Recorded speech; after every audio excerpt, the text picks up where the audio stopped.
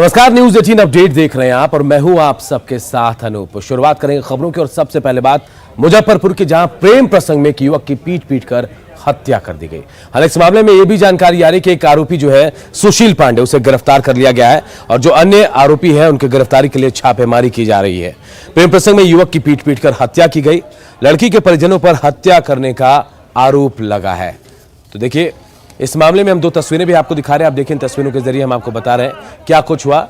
मुजफ्फरपुर में एक युवक जो अपनी प्रेमिका से मिलने उसके घर पहुंचा, लेकिन वहां उसके घर वालों ने पकड़कर उसे इतना पीटा कि उसकी जान चली गई। इसके बाद नाराज परिजनों ने आरोपियों के घर के सामने ही अपने बेटे का अंतिम संस्कार किया।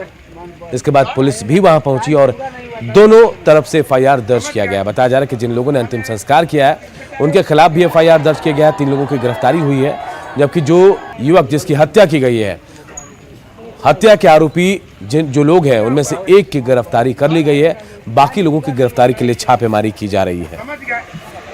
हम लोगों ने सुना कि उस बच्चे का घटना हो गया है, उसको मार दिया गया है, तो उनके दरवाजे पर गए। तो दरवाजे पर जाने के बाद में पता चला कि 2-4 लोग जो, जिसमें एक प्रशांत कुमार, सुशांत कुमार और गौरव, ये सब वगैरह जो है सो आए थे। और आने के बाद उस लड़के को बुला के उसे कुछ लड़के से काम है ले के साथ चले गए। बाद में जो है इनके पिता जो है सो रुपौली चौक पर थे, वहाँ पर जो है सो लोग आया करीब 7:30 बजे। और आने के बाद में कहा कि चलिए सो आपसे कुछ बात करनी है। जब वहाँ पर गए तो उनके बच्चे को जो है सो चौकी पर चादर उड़ाकर लिटाया हुआ था और वह देखने से मृत जैसा लग रहा था।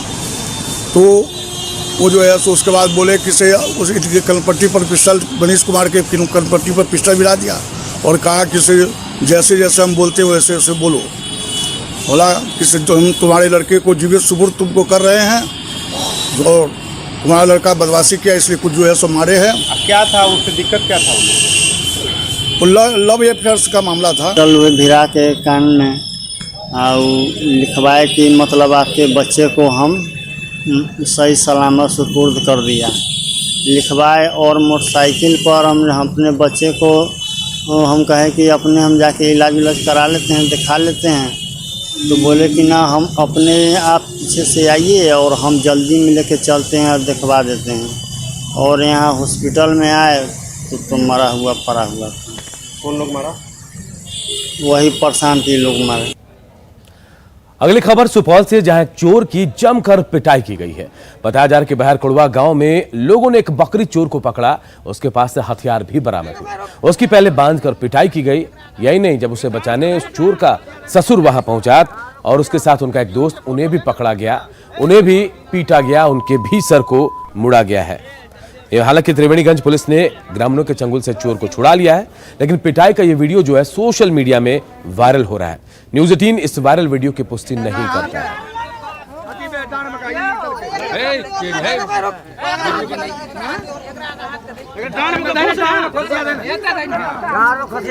तीनों के फोटो लेना दूर सा।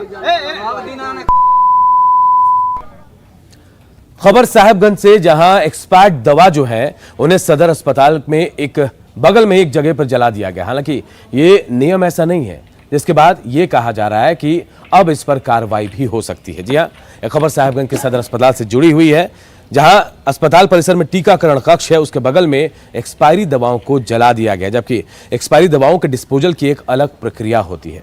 बिना किसी विभागीय नियम कानून के ही अस्पताल प्रबंधन की ओर से इस नियम को ताक पर रखकर दवाइयों को जलाया गया। जबकि अस्पतालों में बायोमेडिकल वेस्ट पेट बनाकर दवाओं के डिस्पोजल का प्रावधान है। अस्पताल कर्मियों की इस लापरवाही से संक्रमण बढ़ने की आशंका भी जताई जा रही है।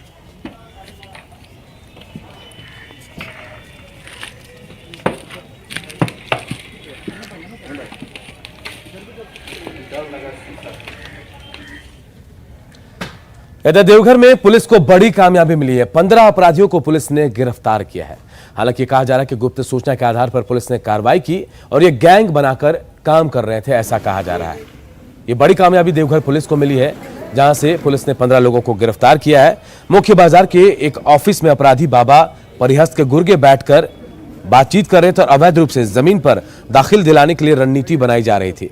ये लोग जेल में बंद अपराधी के इशारे पर किसी बड़ी घटना को अंजाम देने की फिराक में थे। इनके पास से पुलिस ने जमीन खरीद बिक्री और दाखिल दिलाने के कागजात के साथ 16 मोबाइल फोन, 37,000 रुपए कैश और 5 लाख का ब्लैंक चेक भी जब्त किया है। सूचना का सत्यापन किया गया है, जिसमें ये बात सही निकली कि कुल बाबा परिहस्त गिरोह के कुल 15 लोग वहाँ पर हैं। जब उनको प्रॉपर जांच किया गया तो जांच के क्रम में ये बात प्रकाश में आया कि उनके द्वारा जो है अवैध ज़मीन पर कब्जा दिलाना, रंगदारी लेना तथा भूमाफियाओं के साथ इनका साठगांठ के उपरांत जनता में भयभ्रांति पैदा करना इनका मुख्य कार्य था। अभी जो बाबा परिहस्त जो वर्तमान में माननीय न्यायालय के आदेशानुसार जेल में निरुद्ध हैं, उनके आदेशानुसार या उनके मिलीभगत से ये लोग इस घटना को अंजाम देते थे। कोडरमा से खबर आई जहां ऑनलाइन ठगी का शिकार एक दुकानदार हुआ है। जी हां, आमतौर पर यह देखा जाता है कि ऑनलाइन पेमेंट करने वाला ठगी का शिकार होता है, लेकिन जिनके पास ऑनलाइन पेमेंट आया वो ठगी के शिकार हो गए। जी हां, यह खबर कोडरमा से आई है और इस ऑनलाइन ठगी के बाद अब पुलिस मामले में कार्रवाई कर रही है। बताया जा रहा है कि मोबाइल खरीदने के लिए एक दुकानदार के पास अननोन कॉल आया और पेमेंट कर देने की बात कहते हुए युवक ने दुकानदार से कहा कि आपको पेमेंट का स्क्रीनशॉट भेज दिया गया है, आप मेरे आदमी को मोबाइल दे दीजिए। लेकिन जब दुकानदार ने बैलेंस चेक किया तो युवक ने पेमेंट किया ही नहीं था। मामला 22 तारीख की रात का है। 22 तारीख की रात में 9 बजे लगभग कॉल आया मुझे कि मुझे एक फ़ोन चाहिए। मैंने बोला कि ठीक है, फ़ोन मिल जाएगा। उसमें उन्होंने बताया कि मुझे 20,000 के अंदर का रेंज का एक फ़ोन चाहिए। तो मैंने कहा कि ठीक है, आपको मिल जाएगा। तो फिर एक फ़ोन डिसाइड हुआ कि एक फ़ोन मुझे ये चलेगा, इस तरह का फ़ोन 16-17 हज़ार का रेंज का। और फिर अगले दिन सुबह में फिर उनका मॉर्निंग में कॉल आया कि फ़ोन रेडी है। मैंने कहा हाँ, फ़ोन तो रेडी है, आप पैसा भेज दीजिए फ़ोन पे से, मैं आप जहाँ बोलेंगे मैं वहाँ उनको दे दूँगा। फिर उन्होंने मुझे एक फ़ोन पे का एक मैसेज किया कि मैंने भी मैसेज तुरंत देखा, फ़ोन पे का मैसेज था, सक्सेसफुल मैसेज था। मैंने देखा कि चलो पेमेंट हो ही गया है तो फ़ोन उनको दे दिया जाए जल्दी। फिर मैं जल्दी में उनका बिल बनाया और वो फिर उनको फ़ोन देने के लिए मैं महाराणा प्रताप चौक पे चला गया। वहाँ महाराणा प्रताप चौक पे उन्होंने बोला कि एक कुरकुरे वाला दुकान है, वहाँ आप दे दीजिए, अंडे का दुकान है। मैंने अंडे का दुकान खोजा पर मिला नहीं मुझे। मैंने कहा कि यहाँ एक पान दुकान है, पिंटू पान दुकान, मैं क्या यहाँ दे दूँ? तो उन्होंने बोला ठीक है, वहाँ दे दीजिए। मैंने फिर उसके बाद शाम में मैं अपना बैलेंस देखा तो देखा कि बैलेंस है ही नहीं मेरे मोबाइल में एक्चुअली। कुछ और खबरें, लेकिन एक छोटे से ब्रेक के बाद जल्द लौटते हैं।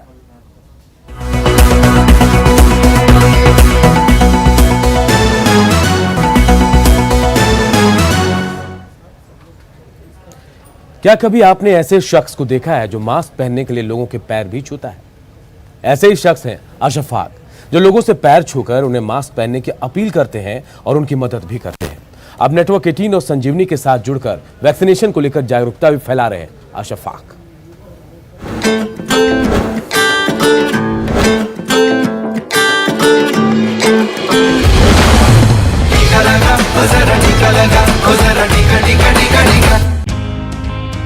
दोनों हाथ जोड़कर लोगों से गुहार लगा रहे हैं, उन्हें समझा रहे हैं, उनसे अपील कर रहे हैं, यहाँ तक कि उनके पैर भी छू रहे हैं। इसके पीछे सिर्फ एक मकसद है, ये सुनिश्चित करना कि लोग मास्क पहने और अपने साथ साथ लोगों को भी कोरोना से सुरक्षित रखें। मिलिए महाराष्ट्र के नासिक जिले के सायखेड़ा गांव के सामाजिक कार्यकर्ता अशफाक शेख से, जिनके समर्पण और सेवा भाव ने इस महामारी के दौरान कई जिंदगियां बचाई। He is known as Saikheda's 108 helpline and has been helping more than 300 people right from getting them beds in the hospital, up to their discharge as well. He has helped people who have lost their livelihood by providing them with ration kits and much more. Such stories inspire us.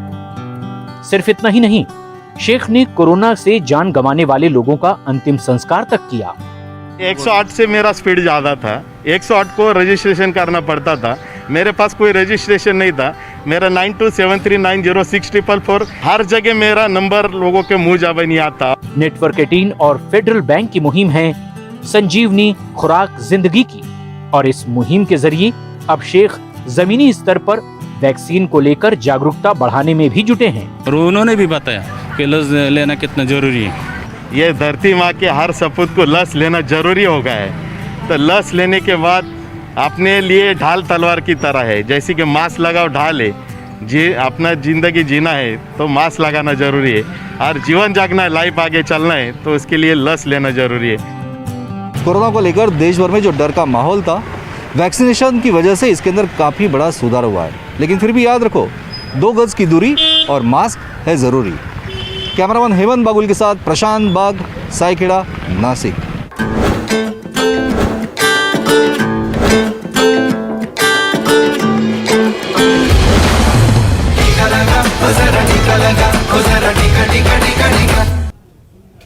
एक छोटे से break के लिए यहाँ पे रुकते हैं, जल्द लौटेंगे।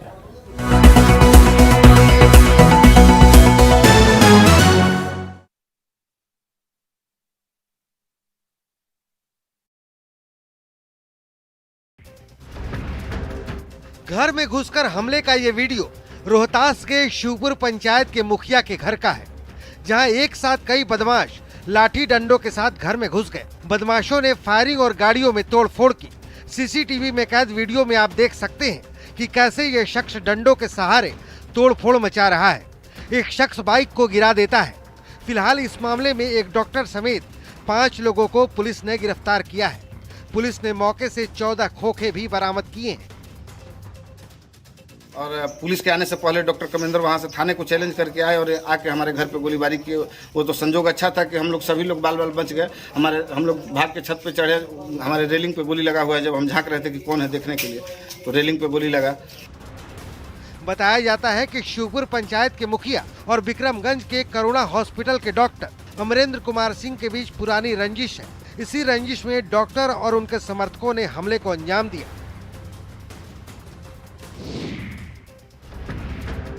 नालंदा के मादपुर मोहल्ले में भारी पुलिस बल तैनात है। कोने कोने में गश्ती की जा रही है और लोगों को समझाया बुझाया जा रहा है। आप सोच रहे होंगे कि इस मोहल्ले में हुआ क्या है, तो चलिए हम आपको बताते हैं। दरअसल यहाँ पहले के विवाद को लेकर 2 गुट आपस में भिड़ गए। दोनों तरफ से फायरिंग और पथराव भी हुआ, जिसमें 3 लोग जख्मी हो गए। फिलहाल पुलिस ने 3 उग्रवादियों को हिरासत में लिया है। विवाद को लेकर और इस संबंध में दोनों प्रशासन की तुरंत पहुँच गई, स्थिति को नियंत्रण पर लाया। अभी वैसा कोई स्थिति नहीं है। दोनों समाज के लोग आप लोग देख सकते हैं, दोनों मुँह के साथ बात कर रहे हैं। उन लोग मामलों को समझने की कोशिश कर रहे हैं और जो उपद्रवी हैं उन लोग पर कड़ी कानूनी कार्रवाई की जाएगी। उन लोगों को प्राथमिकी दर्ज की जाएगी और उन लोगों को हम लोग अरेस्ट करेंगे। हालांकि पुलिस ने फायरिंग की खबर को खारिज किया है और 2 लोगों को जख्मी होने की बात कही है। एहतियात के तौर पर मोहल्ले में पुलिस बलों की तैनाती कर दी गई है।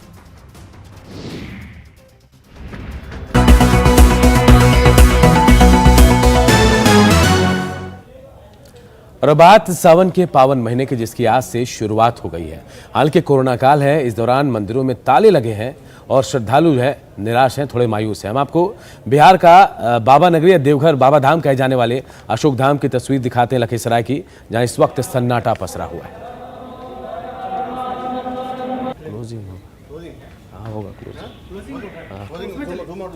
क्लोजिंग।